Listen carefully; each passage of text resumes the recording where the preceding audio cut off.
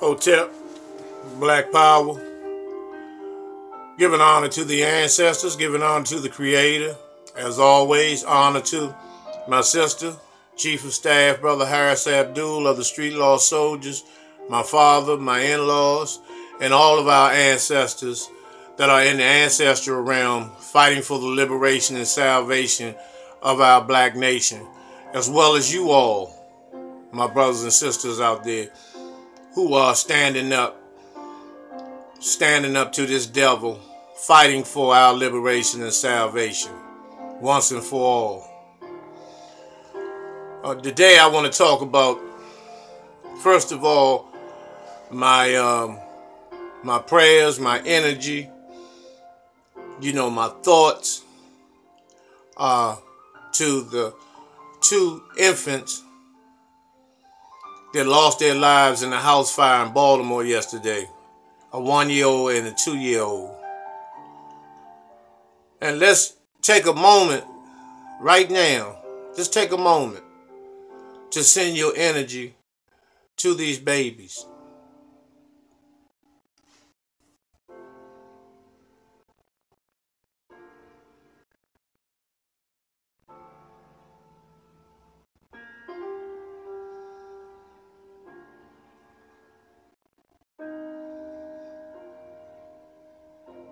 All right.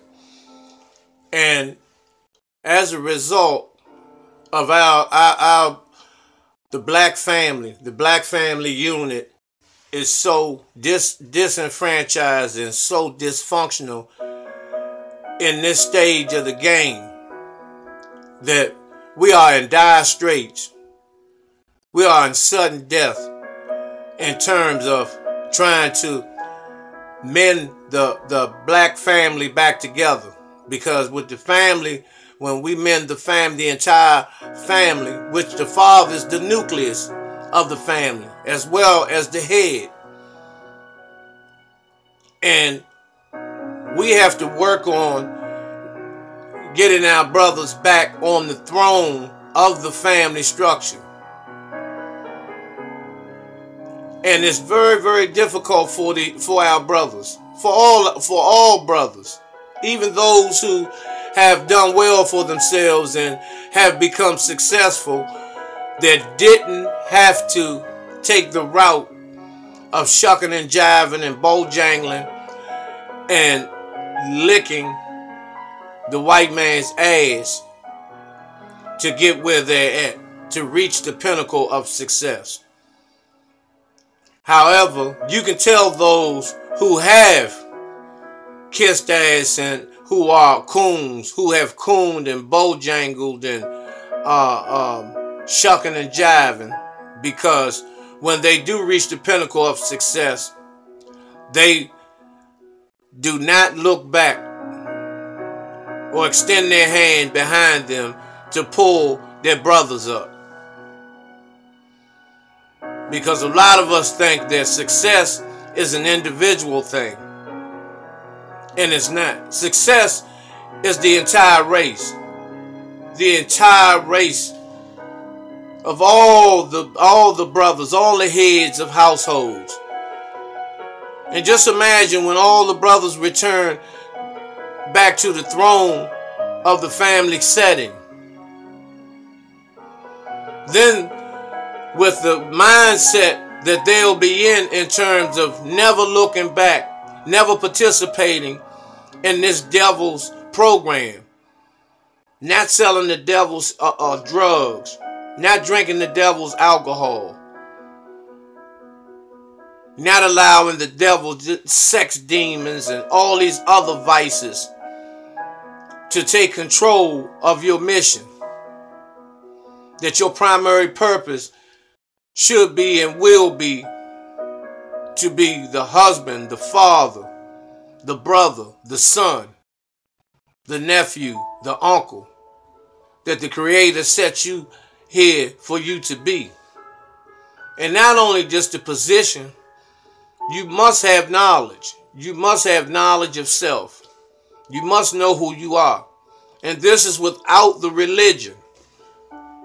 Excluding and omit the religion. And let's just deal with being a spiritual being.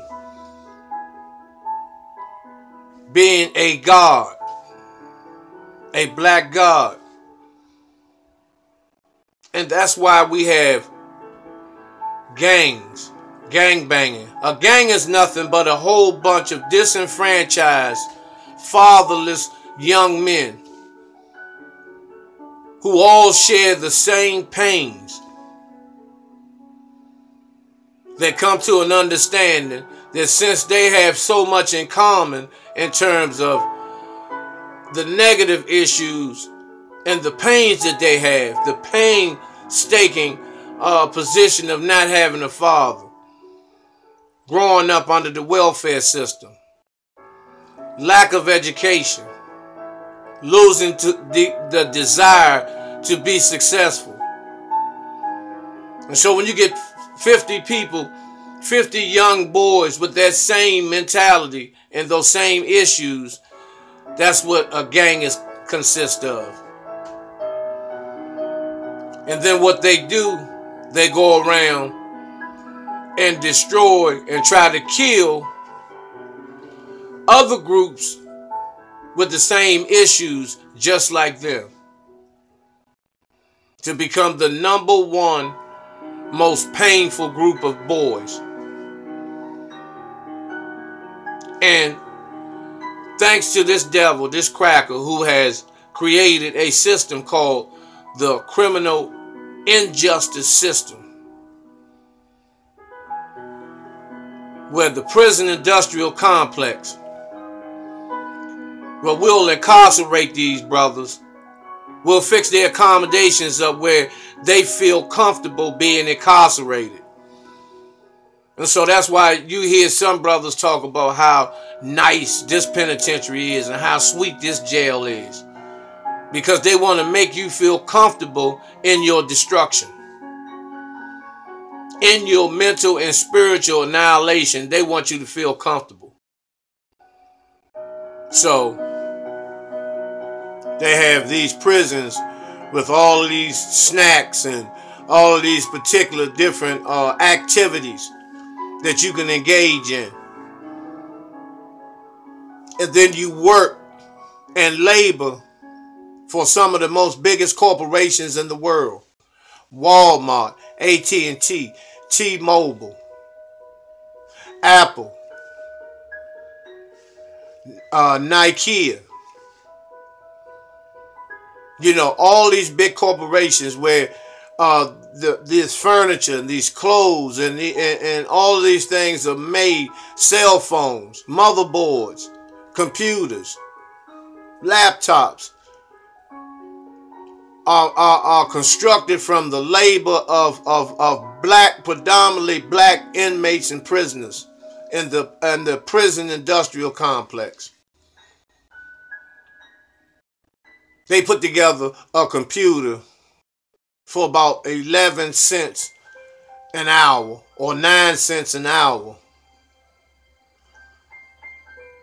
And and they make about $26 a month for a computer that sells for $1,300 and $1,400. The same way with the furniture, the cell phones, the iPads, and even automobile parts, foreign and domestic. And so when you take a brother away from his family and have him involved in working in one of these factories under the prison industrial complex for 7, 10, 15, 20 years even, that he loses all touch of reality because they make him feel important now. They make him feel important and comfortable in his destruction. So once again, when he comes home, he has no respect for people that look like him, because he has a few $100s or maybe a couple of $1,000s, and he accredits that to the slave master that put him on that plantation, called the prison industrial complex called the criminal injustice system, called the parole board. And so 6 months later, he's at a traffic light, with a worn out McDonald's cup, begging for change.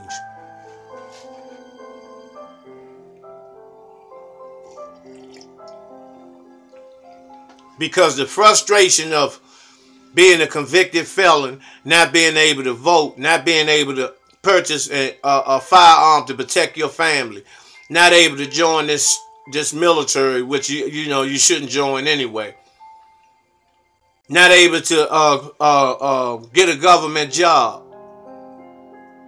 so you have to work under the private sector,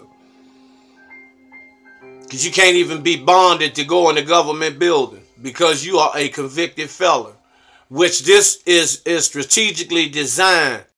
This was masterfully designed to keep the black man out of the workforce, to prevent him from making a lucrative salary where he'll be able to take care of his family.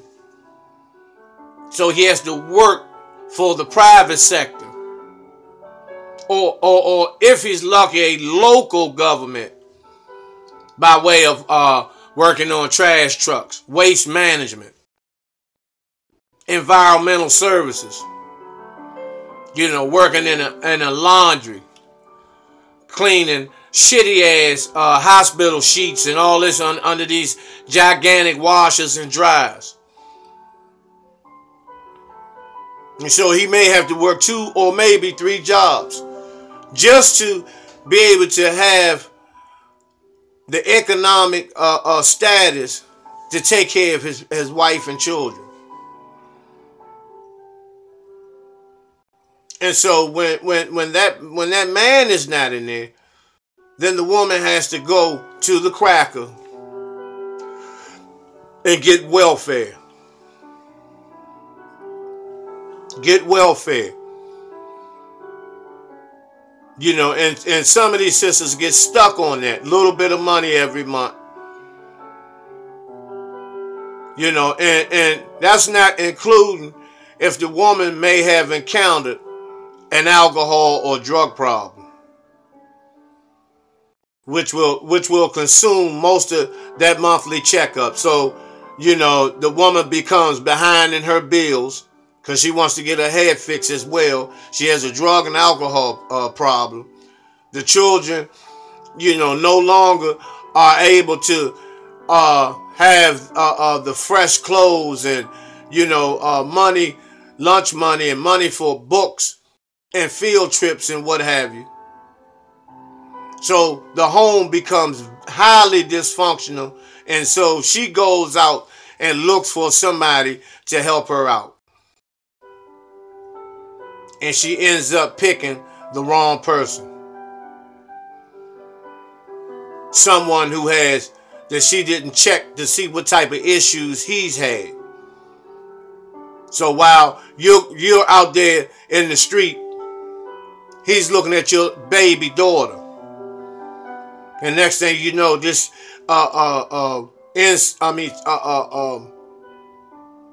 perverted practices start taking place in the home, where the little girl's molested.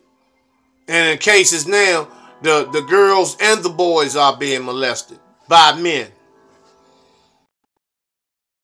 And it's just not someone who's been incarcerated or anything like that, because, most of the pedophiles that I personally know, they should be in jail for the things they've done, but they manage to elude that route. They've never been incarcerated. They've never been locked up. And they've never been abused. So, these are the type of things that destroy the home. And then once again, law enforcement is in the home. And then it's just black men in and out of prison. when you go to the courthouse, specifically in Washington, D.C., there's a line waiting to go into the court building because you got to go through the metal detectors and all that x-ray and all that shit, you know. All the people of color are going to court. And then all the Europeans are going, they got briefcases because they're going in there to ensure that the brothers and sisters that are in line end up on probation or end up doing time. Because there's no rehabilitation in Washington, D.C. None. None. All it is mass incarceration. And D.C. does not have a prison at this time. So most brothers and sisters who have to go to prison or sent from prison in D.C. have to go somewhere out of town. And even at the jail, when you go visit, they have a television across the street that you watch your visit on. Very, very unconstitutional, you know, inhumane circumstances and conditions in that DC prison system, the DC Department of Corrections. You got 160 people in the summertime with one fan, one gigantic fan, and everybody think the fan is supposed to point towards them. The unit has 160 men on it. And it's 110, between 110 and 115 degrees inside. I've seen brothers take sheets, dip them in their sheets off the bed, dip them into the toilet water, the cold toilet water, and put them back on their mattress just to lay on something cool. Because that's how hot it is in that DC jail in the summer. And in the winter it's the same way. Ice cold. Toilet water has ice chips in it. So, you know, when we talk about unconstitutional, when we talk about being violated, having no rights, you know, Washington, D.C. is #1 in, you know, pushing the envelope in terms of ensuring that our brothers and sisters get the worst treatment possible. And so, you know, back to taking the man from the home. Once he's taken from the home, you know, then, you know, so much dysfunctional madness that goes on in the home. And that the woman has been accustomed and addicted to receiving public assistance. Now the Section 8 housing. As long as the black man is not in that house, he doesn't reside there, you'll be able to pay, you know, some chump change for rent. And as long as the black man is not residing in that home. And what kind of sense does that make? And that's blatantly stating that, black man, you have nothing coming. We will not help you. Because we do not want you to be with your family. We will take your children, because we have a lot of children that the mother's on drugs and they've lost their children to the system. And the system really abuses them. Specifically, the social workers and the counselors are the main ones that have their penises out towards these children. And if no one doesn't adopt these babies, then they grow up in the system, suffering all types of fucking abuse. All types of abuse. And then by the time they're 15 and 16, they are so enraged. They are so enraged that they're willing and ready to take the life of anybody, because they felt as though society has let them down, and they've been fucked around on all levels.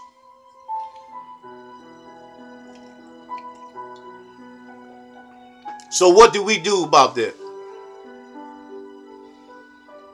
You know, we have to, the black man, we got to help each other. We have to help each other get out of this motherfucking madness. Get out of these devices and traps that this cracker has set for us. FEMA camps, prison industrial complex, parole and probation, drugs and alcohol, black on black crime, gang banging and murder.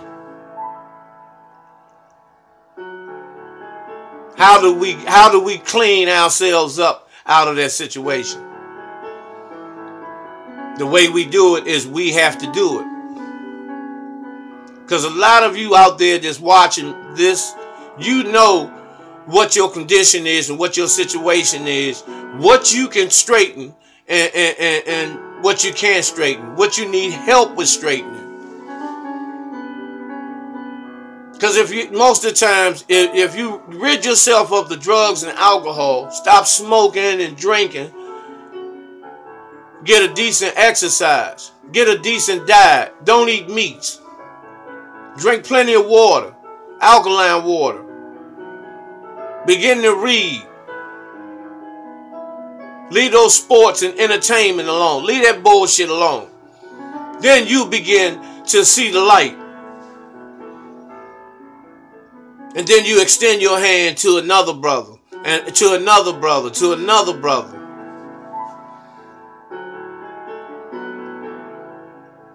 Make rehabilitation just as addictive as drugs and alcohol. Be addicted to change.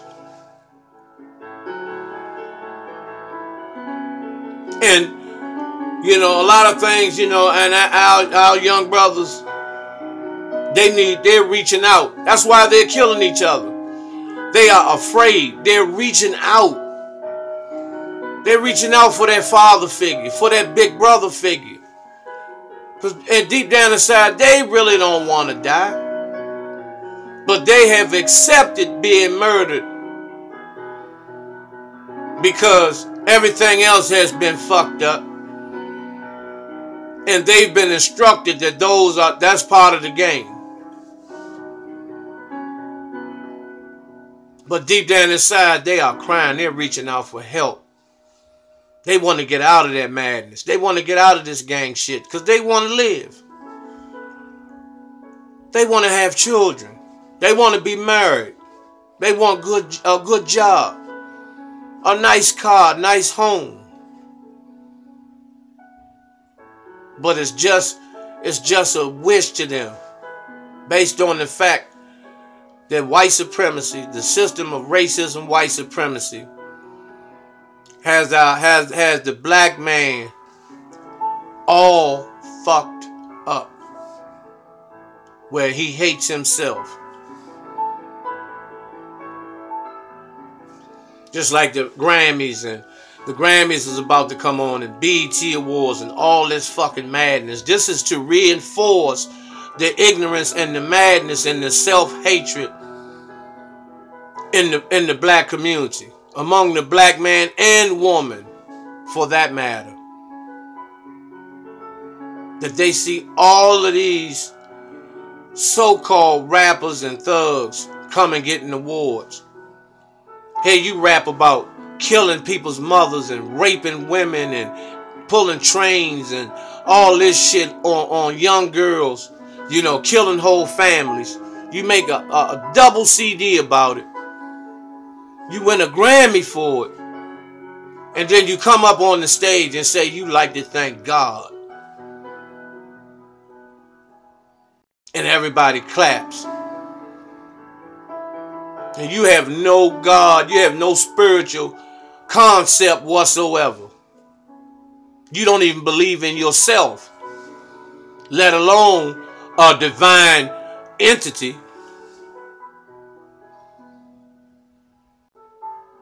And so, you know, we co-sign this motherfucking madness.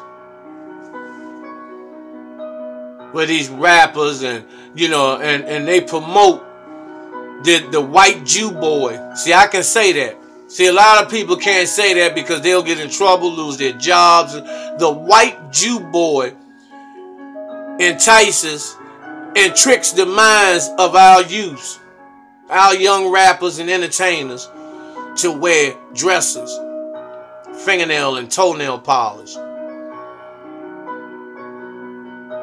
You know, saying they'll suck a man's dick like A$AP Rocky said. He'll fuck Diddy, and you know, he'll suck his dick and all. He said this shit on Vlad TV, which is Vlad is nothing but a white Russian who exploits black men and women for the sake of YouTube hits and getting paid off of having a connection to the entertainment world, to the rap world, to ask these intimate, silly ass questions and trick our brothers and sisters into answering them. So, you know, we have to wake up, brothers and sisters. It's time to wake up. You know, the stupid bowl is coming. You know, this shit is rigged. The New England Patriots, who is America's one of the most racist organizations in football. The Kraft family, who owns all the cheese, Kraft cheese, Velveeta, all the trash companies in the United States, along with amusement parks, having stock in Disney World with Michael Eisner, having stock in Whole Foods, you know, and they have the political power to win, because most of them in New England are Trump supporters. So Tom Brady is a good old white milk and honey boy that destroys all the black quarterbacks.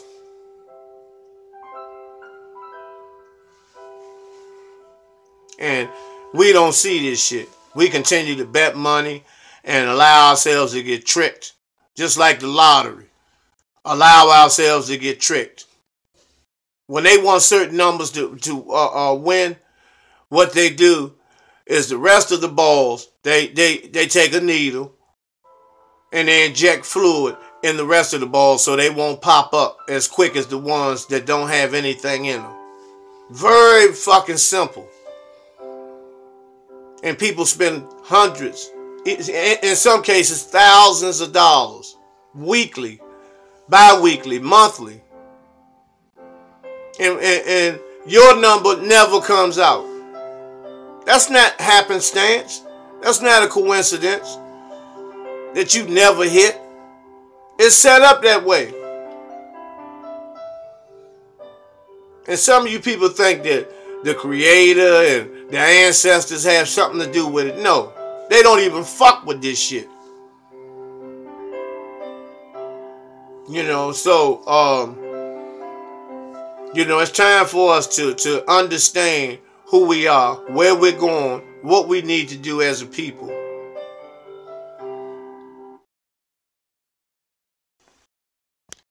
We need to work together as a unit. The black man needs to come together. We need to work together.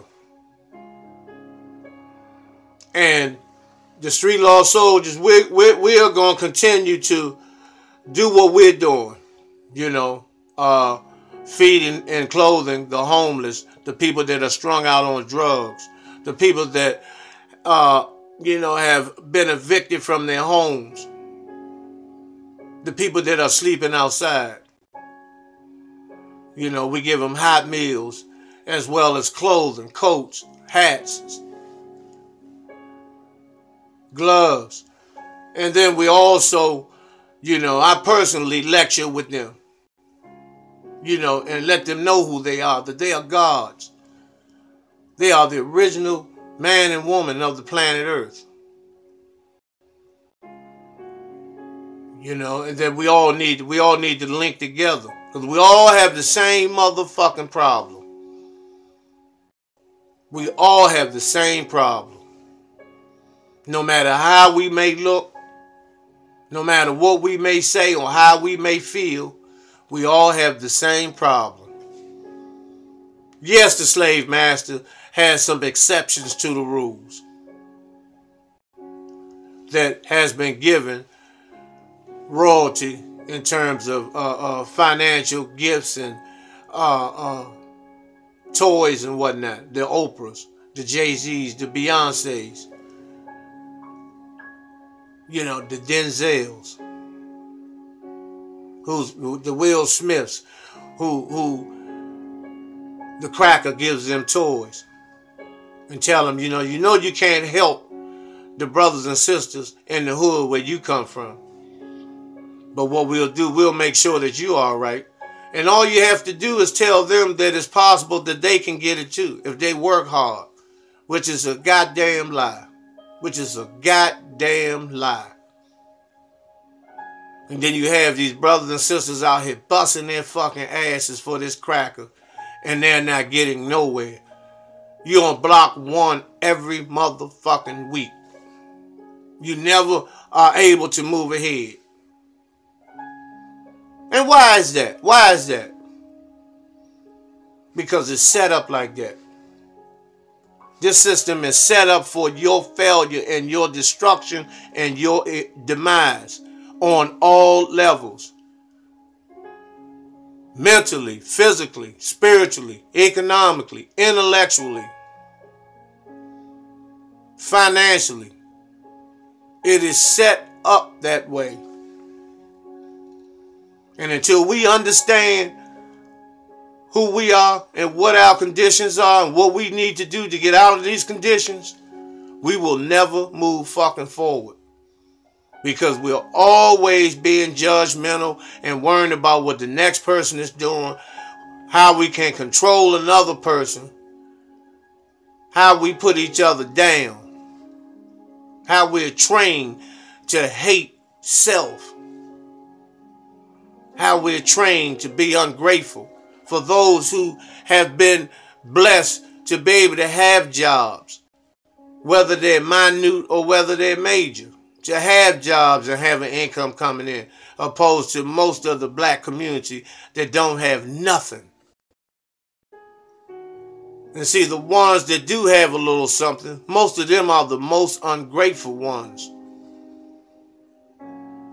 Because they always think that this white man is gonna be